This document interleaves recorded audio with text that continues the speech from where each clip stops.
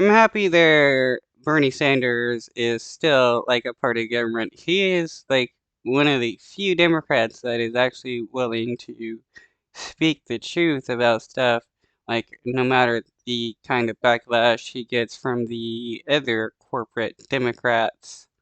Across the U.S. this weekend, large crowds of pro-Palestinian protesters took to city streets to call for a ceasefire. And on Capitol Hill Friday, dozens of activists were arrested after entering the offices of several senators. One of those senators is here with me now, Independent Bernie Sanders of Vermont. Senator, thank you so much for joining me this morning. 4 weeks ago, more than 1,400 Israelis, mostly civilians, were slaughtered in their homes and at a festival. You've been critical of Israel's response recently. How do you think Israel should be responding? Well, this is what you got. It's, I think, clear to most people. What Hamas did, and Hamas is a awful terrorist organization, is they slaughtered 1,400 people in cold blood. Israel has a right to defend itself. But what Israel does not, in my view, have a right to do is to kill thousands and thousands of innocent men, women, and children who had nothing to do with that attack. So the immediate concern, Donna, to my mind, is we have got to stop the bombing now.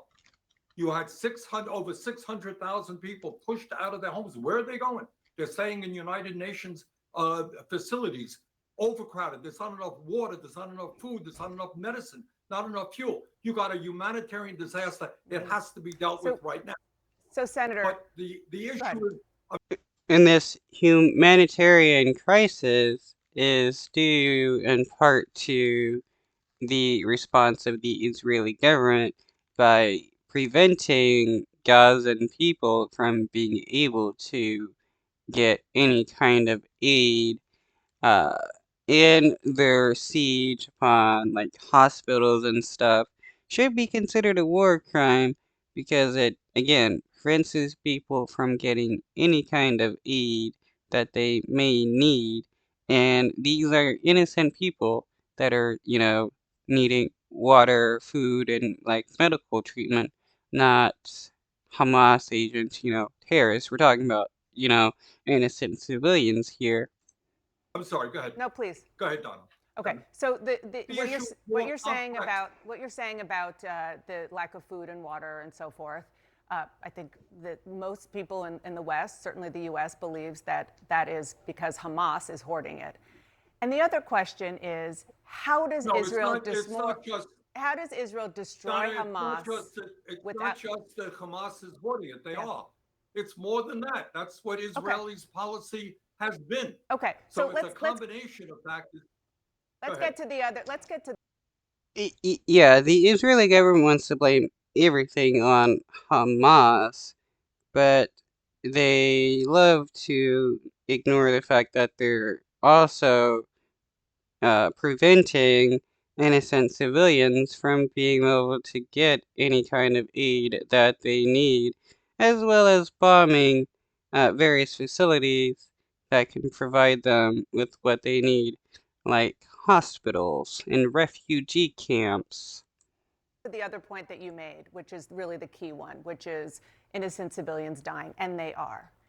How should Israel destroy Hamas post attack on these innocent civilians in Israel without hurting, killing innocent men, women, and children when Hamas is hiding behind them and putting them in danger? How does that work? Well, that is exactly the right question to be asked the military experts, of which I am not one. But clearly, yeah, they have Israel has a right to defend itself. Hamas has sworn that's what its goal is to destroy Israel. They got to deal with that. But there got to be a better way than killing thousands of men, women, and children. So once again, the immediate concern is you got to have a pause in the bombing. You got to take care of the immediate disaster. Israel's got to change its strategy. Let me just say this. The United States of America provides $3.8 billion every year to Israel. We have a right. Israel can do what they want. They're an independent country. But we have a right to say, sorry, you need a new military strategy. Go after Hamas. But that means, do not kill innocent men, women, and children. You mentioned money. There is going to be a measure before you relatively soon. I mean, it's not like the IDF doesn't have like snipers and stuff. Can't they send out a sniper to kill targeted not IDF but Hamas terrorists? I mean, if they're able to kill a media journalist, then they have the capabilities of targeting just single Hamas terrorists and killing them. For the House passed more than $14 billion, and there is going to be at least some version of that in the Senate. Will you support that, or will you put conditions on it? Well, we'll see what the bill looks like. But I think it's terribly important that as we debate that to say to Israel, you want this money, you got to change your military strategy. The other point is we have to give hope to the Palestinian people. They were living before October 7th in a disastrous situation in Gaza, 75% youth unemployment, massive poverty. And right now in Israel, you're having the Netanyahu government, an extreme right-wing government with racists aboard, trying to make it impossible for a two-state solution in the West Bank. They're killing settlers there. So what we need is the world to come together to give hope to the Palestinians. We need a two-state solution. And we need to have many of the very wealthy countries in the region, the United Arab Republic, Saudi Arabia, Qatar. They are extraordinarily wealthy. Yes, work they with are. the United States, work with the community in order to provide some hope and decency and freedom to the Palestinian people, which Hamas will never do. You're right about that. They have a lot of money, and they, to this point, have not been really willing to use that money in that region to help their fellow Arabs. I want to just clarify. Yeah, because they're a terrorist organization, they want to use the money for terrorism. Why do people think that Hamas is going to use any money or resources that they get to improve the lives of people? If if the Israeli government really wanted to like convince like Palestinian people that they're there to help them, they would actually do stuff to help the civilian people, provide them with, food, water, shelter, medical care, and stuff like that. And instead of, bombing like ambulances and the such. One thing, Senator, if I might. You support a humanitarian pause in Gaza. Some of your fellow progressives say that there should be a full-on ceasefire, which would require an agreement on both sides to halt the fighting. Do you support a ceasefire? And if not, why not? Well, I don't know how you can have a ceasefire, permanent ceasefire, with an organization like Hamas, which is dedicated to turmoil and chaos and destroying the state of Israel. And I think what the Arab countries in the region understand, that Hamas has got to go. So what we need right now, the immediate task right now, is to end the bombing, to end the horrific humanitarian disaster, to go forward with the entire world for a two-tier, two-state solution to the crisis, to give the Palestinian people hope. Senator, Democratic Congresswoman Rashida Tlaib released a video on Friday. I want you to watch part of it. Mr. President, the American people are not with you on this one.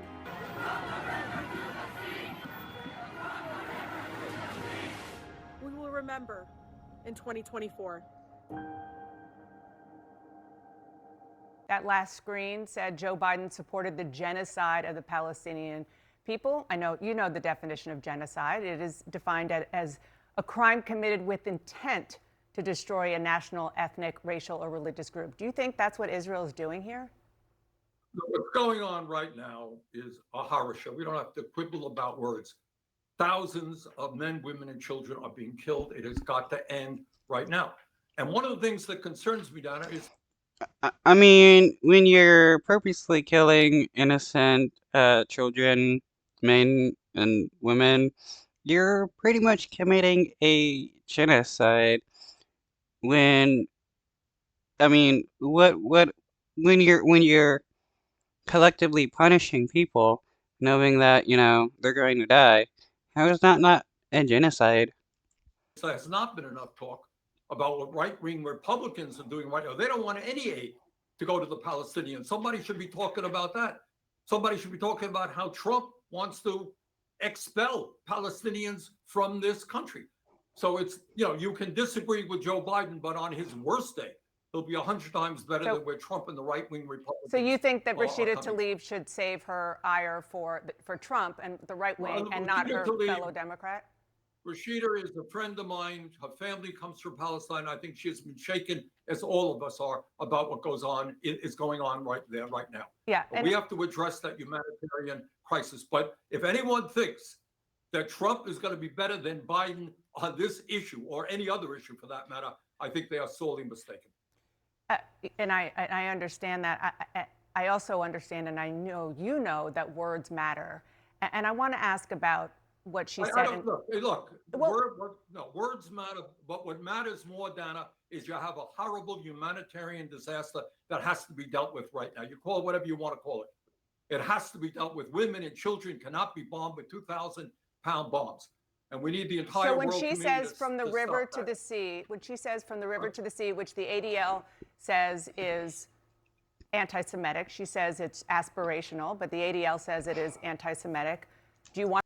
How is it anti-Semitic to want the land that you live in to be free from the occupation of another group of people? That just doesn't make any sense to me. Want her to stop using terms like that? Well, others.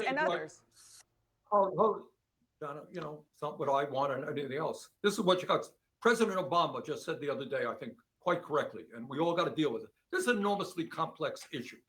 And slogans like the river to the sea, if that means the destruction of Israel, that's not going to work. People who are saying Israel, right or wrong, we're for you all the way, that's not going to work. This is a horrendously complex issue. You got a right-wing government in Israel, which is racist. And the people, by the way, the good news is, last poll I saw, only 18% of the people of Israel want Netanyahu to stay in office. I hope they get rid of him. I hope they put in a government which understands the severity of the crisis and can help us move to the two-tier state. Senator. And on the other hand, in terms of Hamas, you got a terrorist organization that cannot be trusted for a minute. This is, as President Obama said, a very complex issue. Senator, real quick, and you're really alluding to this in your answers in our discussion here. You really are in a unique position, maybe even a difficult one, because you're a leading progressive voice in American politics, and you're also Jewish, and you have family who died in the Holocaust. How difficult is this for you? Is Bernie Sanders considered anti-Semitic since he's speaking out against the policies of the Israeli government? Or what? Because for the most part, people want to claim that if you speak out against what the Israeli government is doing, you're anti-Semitic. And he is a Jewish person with family members who have died in the Holocaust. And he's not the only Jewish person who has spoken out against the policies and the actions of the Israeli government. This is nothing to do with me, Donna. What this is as a nation, we are living now, in my view, through a more difficult moment than we have lived in my lifetime. People are worried about, we had the pandemic, we're worried about climate change, worried about the attacks on democracy. Our healthcare system is collapsing. We have artificial information, which is going to, make radical changes to the economy. You got a crime all over this country. People are worried and they're concerned. All that I am begging people is to understand slogans are not going to do it. Social media is not going to do it. We need a serious discussion of how the hell we get out of this difficult situation, maintain democracy, bring peace to the world. And it ain't easy.